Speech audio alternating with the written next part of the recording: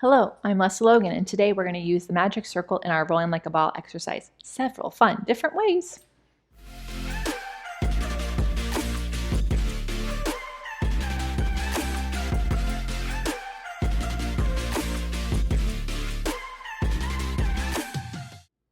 So you can do the magic circle in some pretty obvious places and then some not so obvious places, and they're all useful for different things that might be going on in your rolling like a ball practice.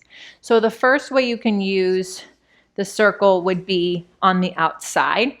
Most people, when they bring their heels together and toes apart, their knees are apart, align with their second toe, they kind of just find the shape.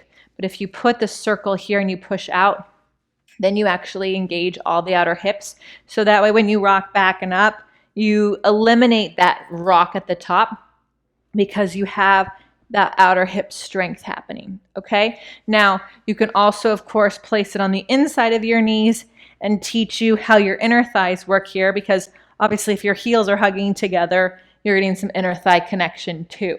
So Pilates is a very interesting thing that you have your inner thighs and your outer thighs working at the same time, because nothing is overworking or underworking, right?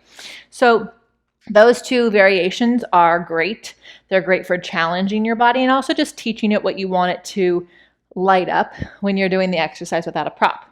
Now, another place you can put it is, and this one's a little tricky, and I recommend not doing it in a group because circles be flying. So it also is just like a little bit personal. You're going to put one circle kind of where your second butt is, one pad, excuse me. The other pad is at your heels.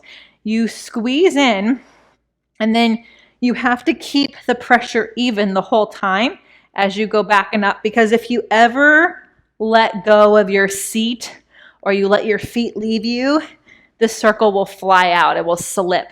So I have very shiny, slippery pants on and it's not slipping. So don't let anyone use that as an excuse for it flying out, okay? So again, probably not where there's people who could get hit by a flinging circle. Another place you can put it is here. So I put my elbows on my knees and then I hold the circle, so it kind of gives me something for my arms to do. And this is just a really fun way to teach people how to stay in their ball shape with their spine, right? Because most people, they open up.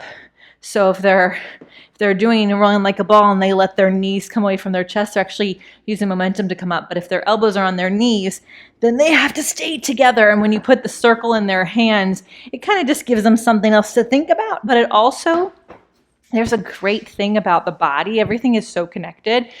When your hands hug that circle, it helps activate those same upper back muscles that we've been trying to connect to this whole time in all the other variations we've been doing with the magic circle. And so when you connect to that, that connects to your obliques. Your obliques help with your whole center, and then that helps you rock up and back. So it's just another way to go, everything's working all of the time.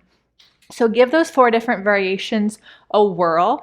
You don't have to do all 4 every time you bring the circle out, but if there is a theme that you're trying to connect to, you notice that you always let your feet fly out or your seat has trouble, activating, then use the circle to activate your seat or use the circle to activate your upper abs, however you need it to make your practice stronger. And if you would like to know how to make your practice stronger and just be led all the time, join me at onlinepilatesclasses.com. If you're not already a member, you can just go to onlinepilatesclasses.com/subscribe and choose a membership that's right for you. I will see you next time. Thank you for watching.